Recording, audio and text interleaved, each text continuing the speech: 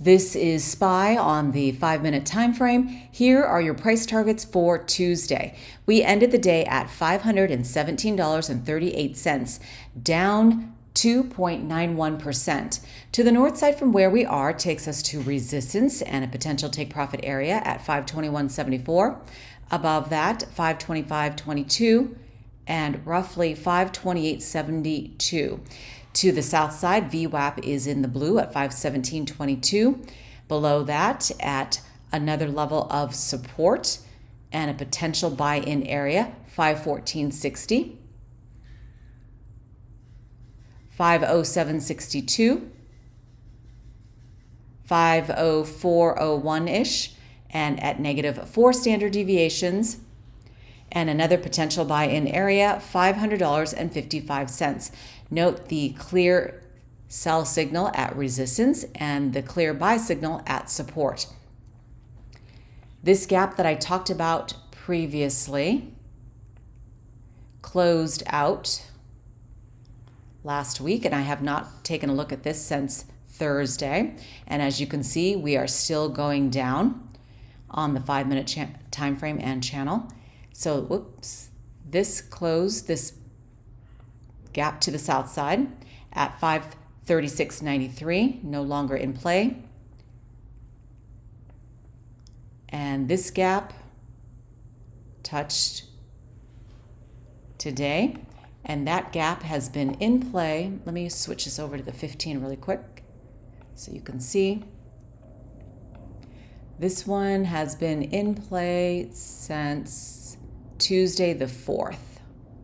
And then we finally closed out on Monday. So this is no longer in play to the south side. On the 15, the channel is also going down. You'll get different buy and sell signals depending upon which channel and time frame you play in. Okay, and this was the beginning of that. So that was 530.10, no longer in play. And this one took us down to 536.92. That is done as well. And as you can see, we were still bleeding out when those touched. But you know, you get moments where there's a pop and then you get out if you're day trading or scalping.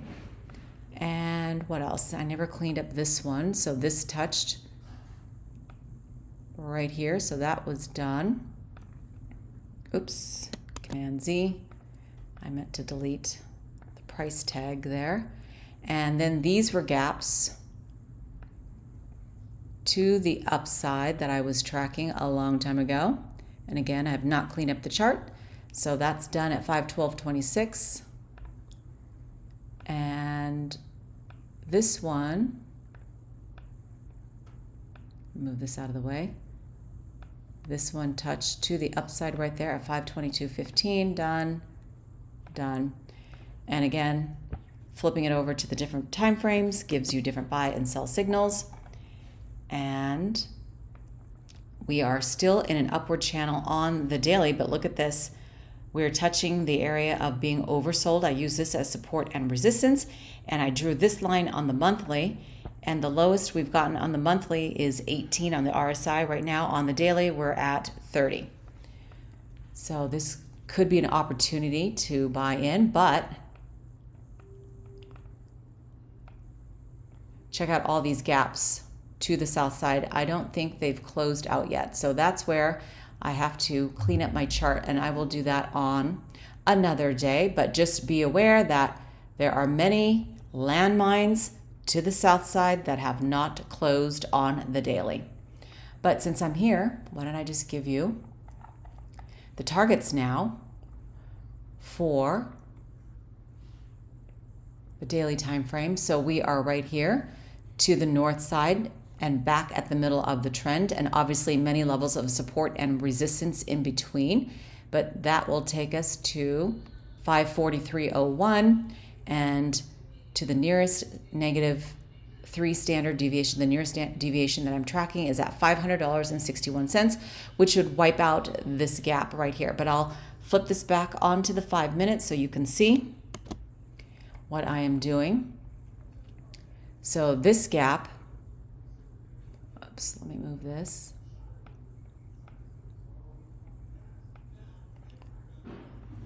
Is still in play because that opened up on what? Friday of last week, or Thursday maybe. Friday. Close enough. Thursday, Friday. Okay, that is what we can look forward to the upside at 532.18, where I'm still tracking this one. I have no idea where it's gonna hit, and right now we're moving farther away from it, but something to be aware of. All right. Yeah, why don't I just mark the lower?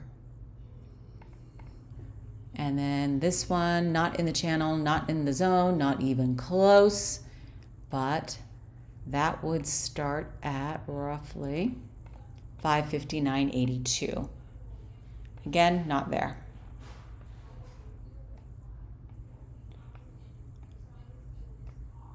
So now this gap, let me make this a little smaller.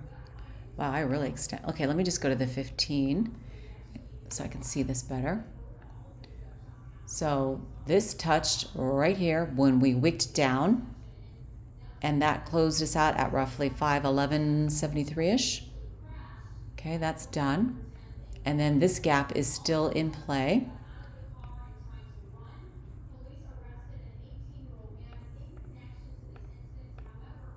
There, 509.58 is where that will start. And that's it for the immediate gaps to the south side on the 15. And see how this changed? I had traced this out on the 15, but on the 5, it's actually right here. So I'll clean that up a little bit more. And as you can see, you're going to get different buy and sell signals depending upon what time frame you play in. All right, that's SPY. Let's take a look at NVDA. So we ended today at $100.45, down 6.36%. Okay, so let me give you the targets first.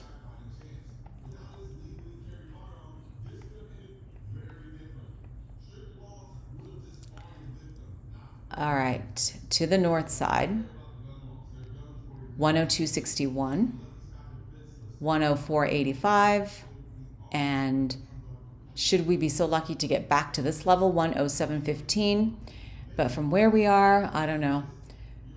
But if we do hit this area and we wick up, people will sell and they will take their profits, they will lock in and they will leave. That will also be resistance, and that will close out this gap.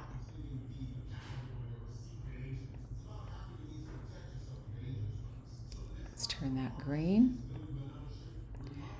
All right, to the south side, VWAP, obviously many levels of support and resistance in between, but that will take us to 99.82. I'm more of a buyer down here at one level of support, and really what I do when I'm trying to get into a trade that I know I can't sit in front of the computer, I will literally put in a buy order down here, here, or here. If I don't get it, I don't care, but if I do get it, wonderful. So that's how I get in when I know I cannot be glued to the computer. But I don't like to play at VWAP. I like to buy in at this level, and if I'm going to sell here, here, here, or here, many defined levels to get out. Okay, to the south side. Let me do this again, 93.49, if I did it, roughly 91.24-ish, and 88.96-ish. I think I'm repeating myself. I got distracted. All right. So this gap, again, I have no idea when it's going to touch. I just draw it out and then clean it up. But we touched right here to the south side at 94.96, and I have been tracking this since. Oops, let me clean that up. Wednesday, the 22nd-ish of May. Oops. And now we finally close to the south side. So that's done. No longer a threat to our count to the south side. There are other threats, just not this one. And then this one needs to be cleaned up as well. Okay, this took us down to 104.22. We went down even more and then ripped up. Okay, and that's done. So this gap touched here, fell off at resistance, but that will take us to 122.25. We're going downward still on the 5. And let me flip this to the 15. And that is it for here, but then the next target will be down here, and that could eventually touch maybe on the 27th of August if we continue to bleed out. And I'm definitely going to be a buyer down here. I'm probably going to be getting in the 80s and then use that as just a swing trade. But this gap has been in play since roughly the 22nd of February. Now let me give you this on the daily. I like to buy it really on the monthly time frame. I like to go low. All right, what else on the daily here? Okay, it's hard to see, but this is where we are. Here, let me do that right there, $100.45. So the next target I'm looking at to the north side is 114.03, and then, well, we'll use this to help us to the south side, maybe 97.41. And then below that could be roughly 85.15, and then we've got this whopper down at the bottom. RSI is still going down on the daily. Okay, let me put option R to reset. Yeah, unfortunately, we've got a gap here and then down here. We need to rip off the Band-Aid and just flush down there so we can be done with it. All right, that's NVIDIA. And the next one I want to go over is CrowdStrike. So I recently talked about this one. So let me give you the targets first and then clean up my chart because the gap hit that I was tracking. So to the north side, 223.48, but we ended the day at 222.05, up 1.91%. That's 227.70 and 232.14. And VWAP is at 218.88. Another level of support here on the pink line, which lines up with the middle of the trend, 214.67.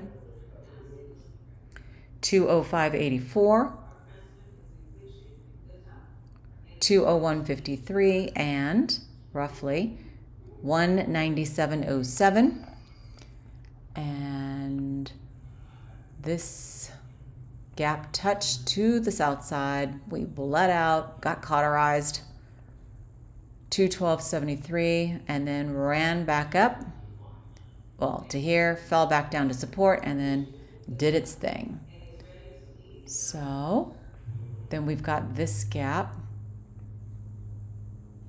to the north side, taking us to 258.43, not in the channel, not in the zone, not even close, and moving farther away from this gap. But when we reverse, that'll be a nice pop. And then we've got this nasty one right here to 180.